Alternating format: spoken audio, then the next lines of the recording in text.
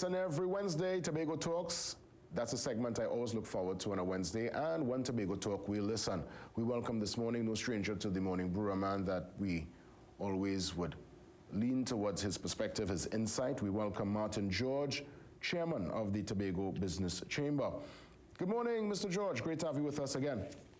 Yes, hi, good morning to you, Jason, and good morning to your team, and good morning, Trinidad and Tobago. We had just had the midterm budget review. The finance minister got on his feet there in the House on Monday.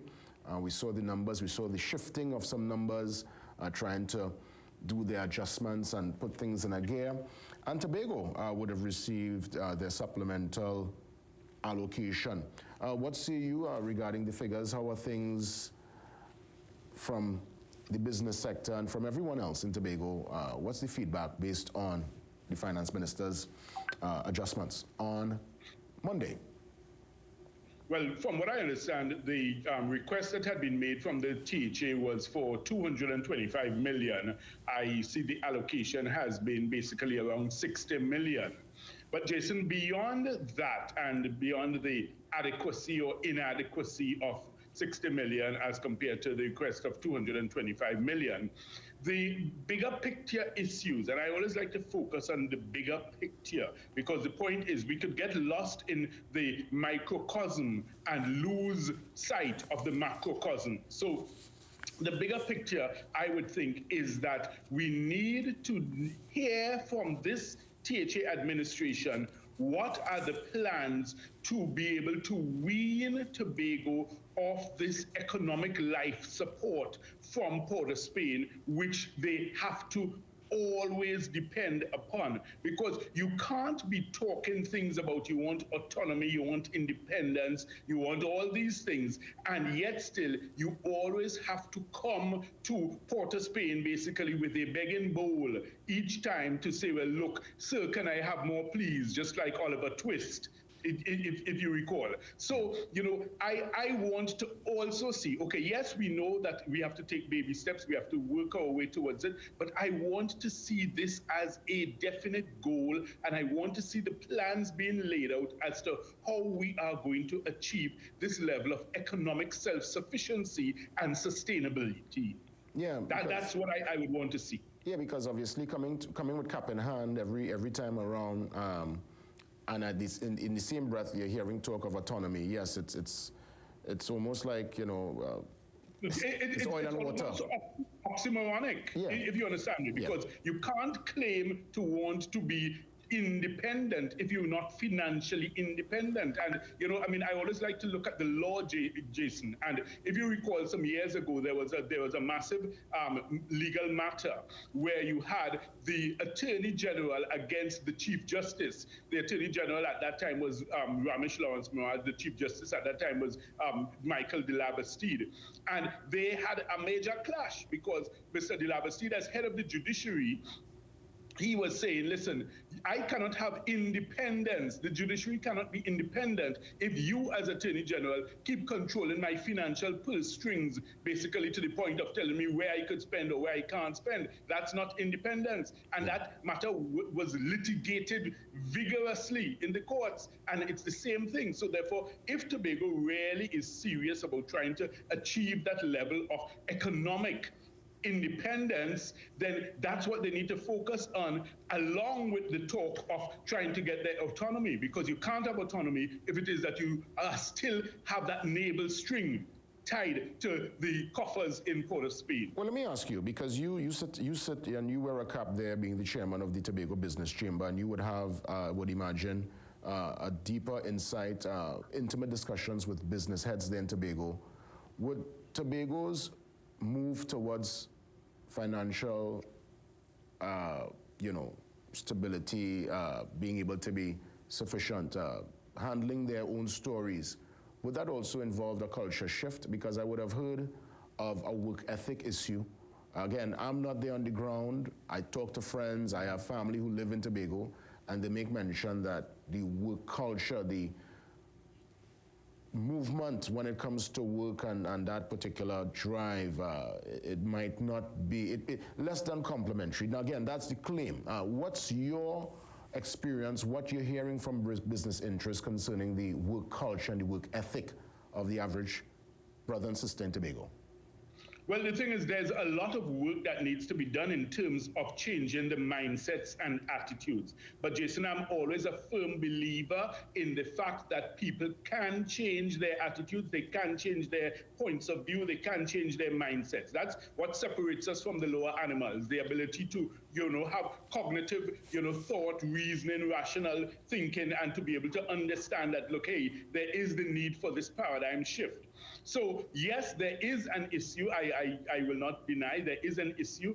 We have many business persons who have said that, look, sometimes you have workers who would, walk off the job and say, look, they rather, take the CPAP job because, basically that is, traditionally a scenario where you basically do very little and you get paid regardless, so therefore they have opted for that. We've seen situations such as that. But the point is, we need to take the bull by the horns, and we need to get that leadership from the THA so that they will now be able to start taking steps to change that culture, that attitude. Because on the other hand, Jason, I will tell you, there are lots of young Tobagonians who are very motivated, driven, who are very entrepreneurial, who are, out there doing their own thing, trying to, make a living, trying to make a dollar, who are, looking for that sustainable support system, to give them, an opening, to open the door for them, to be able to give them a leg up. So there are those who are trying, I would say, so therefore it's not a situation that is lost at all, but the point is there is an issue that we have to confront, and we need to deal with it and face it and not bury our heads in the sand.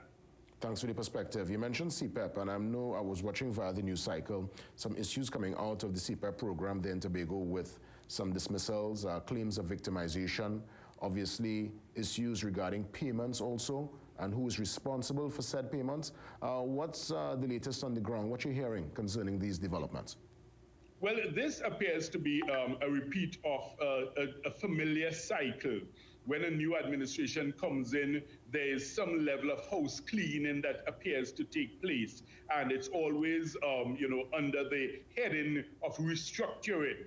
As to whether it is a genuine restructuring or an attempt to restructure my enemies out and restructure my friends in, I am not able to say yay or nay. But you always have this scenario occurring whenever there's a change in administration in Tobago. But beyond that, I would hope that the change that we would want to see fundamentally is that we move away from this dependence on the CPAP program, because when you look at it, Jason, 88% of the budget for Tobago annually is spent on recurrent expenditure. That is unsustainable in any economy. It's unsustainable in any business model. It's unsustainable any which way you cut it, slice it, or dice it. So therefore, clearly there's something wrong here, because basically you are functioning almost like a welfare state. In other words, you only receive, but you are not showing the returns to produce to say, well, hey, listen, I can justify the expenditure that I have made. So we have to have that as the more interesting conversation and the higher level debate and discourse to understand that, look, Tobago needs to see a way out of this dependency syndrome and find a way to self-sustainability economically and financially. And while we think of that bigger picture, coming out of what you just mentioned, I'm thinking here, naturally tourism is one of the mainstays when it comes to Tobago. I wonder if we need to put some more emphasis on the promotion of Tobago on the international stage, if we need to really inject more in that regard so we can bring obviously more of that foreign dollar, the foreign investment, the tourists on the ground, or should we pivot in a different direction? Outside of tourism, what else is Tobago, when we consider their limitless potential, capable of? All right, okay, so Jason, let's just touch first on the issue of the foreign investment. The simplest, easiest, and most efficient way to stimulate direct foreign investment in Tobago is for the government to immediately repeal the Foreign Investment Act.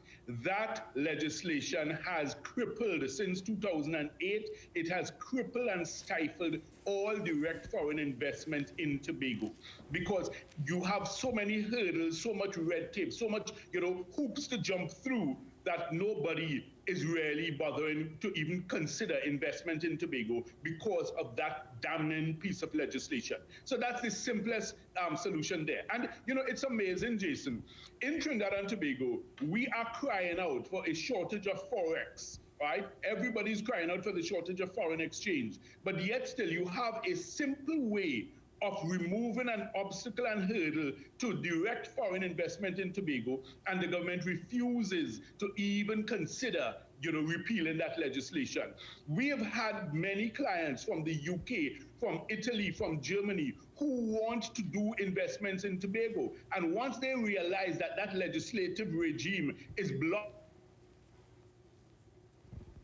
their events, they go to St. Kitts, they go St. Lucia, they go St. Vincent, they go Dominica. All the other islands are benefiting, because what they do, those other islands, they roll out the red carpet for investors. They welcome them. They facilitate business. Whereas we in TNT, we keep stifling and cramping and putting obstacles in the way of investors, and then we complain, and say that we don't have foreign exchange. I mean, it's just absurd, Jason. When you look at, you see, the good thing is that I always like to look at things from a different perspective. I always like to step back and look at us, and we are truly amazing here in Trinidad and Tobago. You have ways of easily getting direct foreign investment, getting foreign exchange. You refuse to do it, and then you complain forever that that we're in a foreign exchange crisis. We don't want to find solutions, because the answers are there. It's just a question of having that political will to implement the solutions and start working on it actively. Martin, always appreciate the perspective. It's almost like we're spinning top in mud, and I guess we'll get a chance to ventilate some more whenever we touch base. I'm sure it will be soon. You be safe, have a great week, and as always, thank you, and the very best to you and your team. Thank you. That's right. When Tobago Talk, we listen. Tobago Talks. You heard it right there. This program, yes, we talk about the issues, but we are solution-oriented, and we hope the powers that be, if they tune in, I know they do, take some of the recommendations. We come back, we touch base with some poets. They will be giving us some details about a very interesting initiative that's coming up next. Stay with us. It is your Morning Brew on a Feel Good. Regardless of all what's happening, it's still a Feel Good Wednesday. See you soon.